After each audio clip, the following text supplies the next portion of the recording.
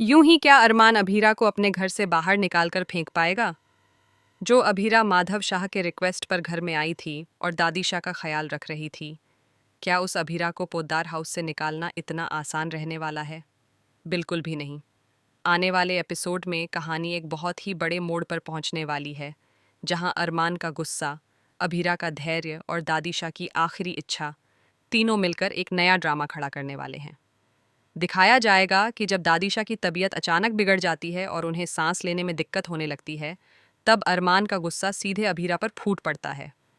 वह वह अभीरा को बहुत बुरा भला सुनाता है और कहता है कि यह साबित हो गया है कि तुम किसी की जान नहीं बचा सकती। तुम्हें मौका मिला था, लेकिन तुमने उसे गंवा दिया। अब इस घर में तुम्हारे रहने की कोई ज़रूरत नहीं है। अरमान को लगता है कि ऐसा कहकर वह अभीरा को इस घर से बाहर जाने के लिए मजबूर कर देगा। लेकिन कहानी इतनी आसान नहीं है, क्योंकि अभीरा यहाँ किसी स्वार्थ से नहीं बल्कि माधव जी की रिक्वेस्ट पर आई थी, सिर्फ इसलिए कि दादीशा का ख्याल रखा जा सके।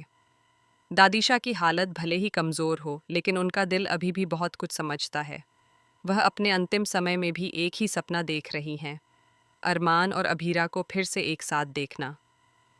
उन्हें लगता है कि दोनों के बीच जो दूरियां आ गई हैं, वह सिर्फ गलत फहमियों की वजह से हैं, और अगर सच सामने आ गया तो सब कुछ ठीक हो सकता है। इसी उम्मीद के साथ वह अभीरा को अपने पास रखना चाहती हैं।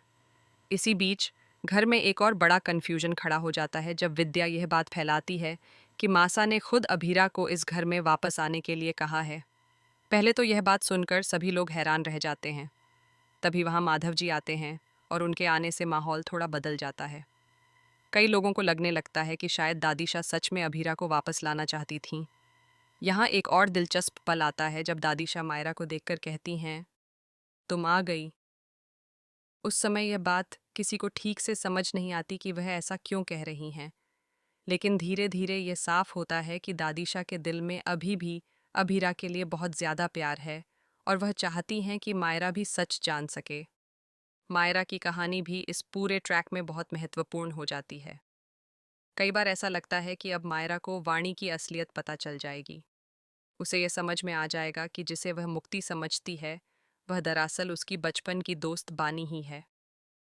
और सबसे बड़ा सच ये है कि उसकी असली माँ कोई और नहीं बल्कि अभीरा ही है। लेकिन हर बार सच सामने आने से पहले ही कोई ना कोई नई उलझन खड़ी हो जाती है। उधर दूसरी तरफ महक अपने अगले प्लान में लगी हुई है। उसने पहले ही मिस्टर मित्तल के साथ मिलकर अरमान से एक बड़ा प्रोजेक्ट छीन लिया था। अब उसका अगला मकसद उस प्रोजेक्ट को पूरी तरह से खराब करना है ताकि अरमान की इमेज और बिजनेस दोनों को नुकसान पहुंचे। वह लगातार ऐसी चालें चल रही है जिससे पोद्दार परिवार के अंदर और ज्यादा तनाव पैदा हो। इसी दौरान अभीरा उस बस्ती से निकलकर पोद्दार हाउस आ जाती है, जहां वह पिछले कुछ समय से रह रही थी। लेकिन उसके इस फैसले से बस्ती के लोग पहले से ही नाराज हो जाते हैं।